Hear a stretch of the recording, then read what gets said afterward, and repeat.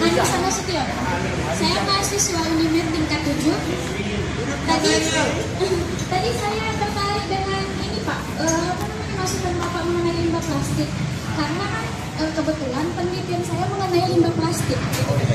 Jadi saya sebagai mahasiswa sangat tertarik sekali dengan plastik. Jadi penelitian saya itu mengenai pemanfaatan limbah plastik menjadi bahan berguna. Jadi saya membuat sebuah pot bunga dari plastik gitu Pak. Jadi Pak, mungkin saran saya sebagai mahasiswa di sini, kekurangan kita sebagai masyarakat di Siantar ini, pemilahan sampahnya kurang Pak. Pemilahan sampah. Karena kan Pak, kalau misalnya yang kita tahu itu pemilahan sampah itu cuma organik dan anorganik. Ternyata kan bahan plastik itu beda, dengan kaca beda, dengan aluminium beda, dengan besi beda.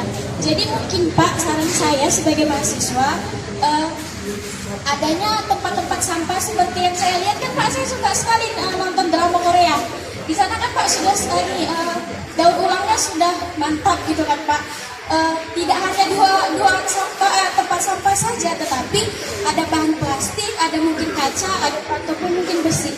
Jadi saya mohon kepada Bapak, jikalau memang Bapak memang, mudah-mudahan Bapak memang jadi wali kota nanti, saya ingin sekali adanya pemilahan sampah Pak, agar jadi masyarakat itu nanti dikasih arahan bagaimana pemanfaatan sampah itu sebenarnya baik sekali.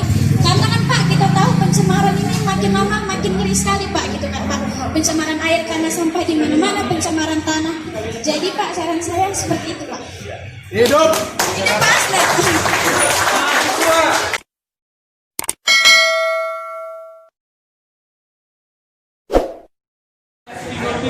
Iya, memang fasilitas olahraga kita sudah hampir tidak ada lagi di Pematang Siantar ini.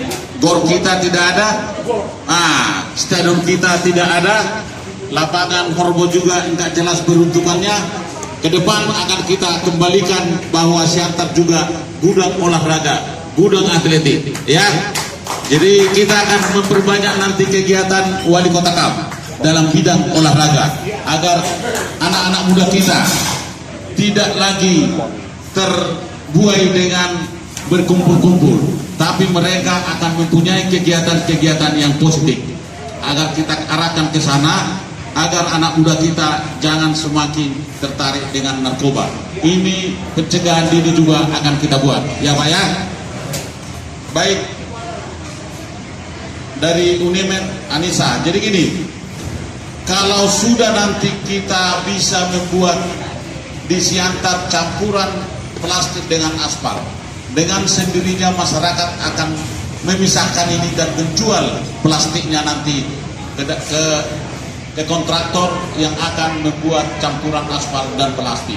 Dan juga briket tadi, briket itu nanti akan di pemilihan pengkotakan sampah akan terjadi nanti kalau kita sudah ada pabrik pengolahan sampah dengan membuat briket, ya. Jadi terima kasih atas masukannya. Memang kita harus lebih ini lagi untuk bagaimana lingkungan kita semakin sehat. Jangan bertumpuk sampah di sana, bertumpuk sampah di sini yang akan menjadi polusi yang terbaru buat kita. Jadi terima kasih masukannya, Dek. Daerah kita di ketinggian, kita punya 3 sungai, Bahbiak, Bahabul, dan juga Bahbolon. Ini sungai besar, yang artinya kalau air itu dikondisikan, air itu ditata manajemen. Ada manajemen air di Kementerian PUPR. Itu bisa kita buat Siantar tidak banjir. Betul. Ini memang sebuah tidak masuk akal dan pikiran. Kenapa bisa Siantar banjir? Kalau saya lihat memang ada mungkin sesuatu kekeliruan kita dalam membuat pemukiman oleh kalangan apa namanya itu? Kalau yang membangun pemukiman developer. Nah, mereka tidak membuat saluran di pemukiman tersebut, saluran yang memadai, saluran dengan dimensi yang benar. Artinya dimensi yang benar diperhitungkan dulu curah hujan. Berapa curah hujan di sana itu disesuaikan dengan dimensi saluran yang dibuat di perumahan tersebut. Karena sebelum ada bangunan, air yang turun dari atas bisa menyerap ke dalam tanah. Tetapi setelah ada bangunan-bangunan, berarti air tidak terserap lagi. Dia akan mencari jalan ke tempat yang lebih rendah. Nah, yang tempat yang lebih rendah lah yang mendapat curah hujan yang berlebihan sehingga terjadi banjir. Jadi kedepannya mungkin akan kita perbaiki nanti manajemen tata kelola bagaimana kita air ini kita akrabi. Itu merupakan tugas utama kami dan saya sudah sering menjalankan program ini selama saya bekerja di Kementerian PUPR agar jangan banjir di sebuah daerah. Bronjong sekalian nanti dengan jawaban Amang Suntua deh tentang bronjong yang di Sungai Bakolong. Sedikit kalau kita membuat bronjong, kita harus membuat yang namanya sonden. Sonden itu adalah melihat perkuatan yang ada di bawah sampai titik keras. Di atas itulah kita buat bronjong. Kalau belum dapat itu percuma nanti membuat bronjong karena akan hanyut. Jadi mungkin ada perpaduan antara bronjong dengan tiang pancang. Itu nanti dipancang baru didudukkan bronjongnya biar jangan lari. Mungkin belum pernah dibuat di Sungai Bakolong. Jadi ini harus kita buat ya. Dan kita buat nanti agar bronjong tidak hanyut dengan perkuatan daripada yang namanya tiang pancang. Itu sepanjang berapa meter itu ya? Dan tentang arung jeram. Arung jeram ada yang namanya normalisasi sungai di Kementerian Pekerjaan Umum. Tetapi ada sekarang ketergandalaan di Sungai Bakolong karena perwa wali kota untuk menjadikan itu, apakah menjadikan arung jeram atau menjadikan wisata, itu harus dibuat dulu baru kita bisa membuat arung jeram di Sungai Bakolong. Nanti kita tata dulu aturan-aturannya baru kita melangkah nanti. Dan saya juga waktu debat kemarin bahwa salah satu prioritas saya di dalam wisata adalah arung jeram Sungai Bakolong. Jadi ini sudah kita pikirkan bagaimana nanti dulu membuat peraturan wali kota tentang pemanfaatan Sungai Bakolong. Itu harus dibuat dulu baru bisa kita bekerja. Aparatur kelurahan Pak Asrul Hasibuan ingin oh ya, untuk gaji honor RTW ya, nanti kita gaji ya, kita sesuaikan dengan APBD kita yang layak dan bermartabat. Harus bermartabat gajinya, jangan sekali 3 bulan berapa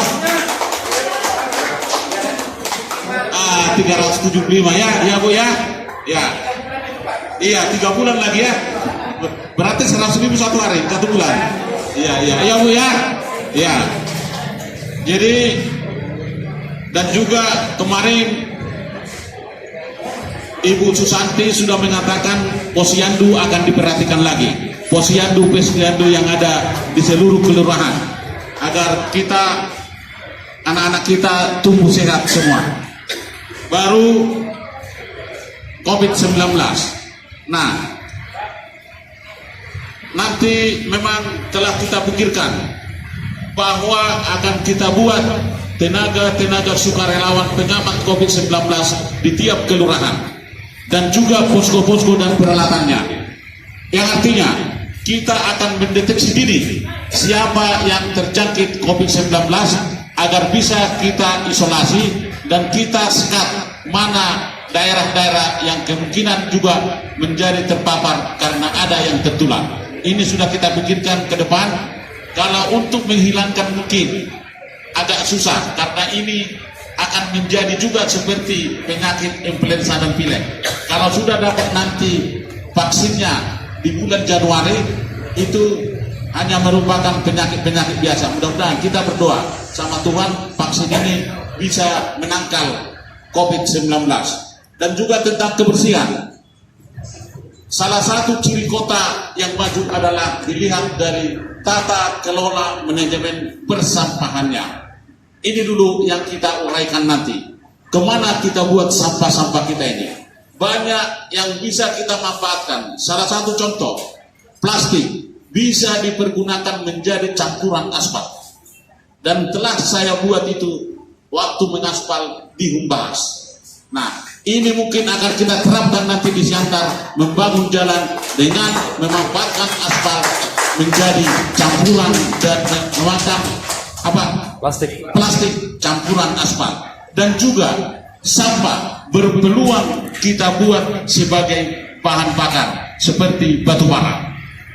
Saya sudah berkomunikasi dengan perusahaan yang bisa membuat sampah menjadi seperti briket ya. Briket untuk menjadi bahan bakar. Semuanya nanti akan kita laksanakan. Bagaimana kita menata Siantar ini akan kembali menjadi kota bersih meraih adipura.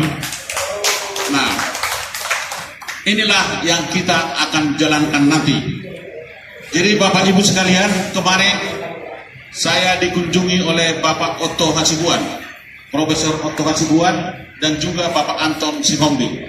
Bagaimana ke depan nanti anak-anak Siantar yang hebat-hebat di Jakarta akan kita kumpul agar memberikan kontribusi pemikiran ke depannya Siantar kita apakan. Dan nanti jaringan-jaringan anak Siantar yang hebat-hebat di Siantar akan kita pergunakan mendekati semua pemerintah di pusat, kementerian-kementerian, dan juga bekerja sama dengan anggota DPR agar Siantar bisa kita raih dukungan-dukungan dari dana yang tersedia.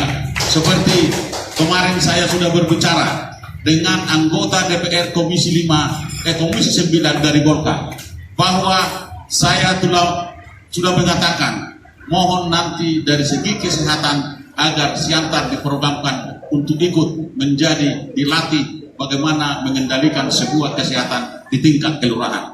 Jadi saya sudah banyak berkonsultasi dengan bapak-bapak kita yang di Jakarta. Jadi mudah-mudahan nanti program ini bisa kita laksanakan. Di situ ada pelantikan. Minggu depannya kita sudah kerja. Tidak ada waktu berleha-leha buat kita semua agar kita bisa meraih Siantar bangkit dan maju dalam bidang infrastruktur, kesehatan, dan pendidikan. Inilah yang kita utamakan. Tata kelola pemerintah dan tata kelola perkotaan wajib kita buat biar kita bisa seperti kota yang punya daya magnet luar biasa di sekitar kota-kota yang ada di Siantar. Terima kasih. Horas.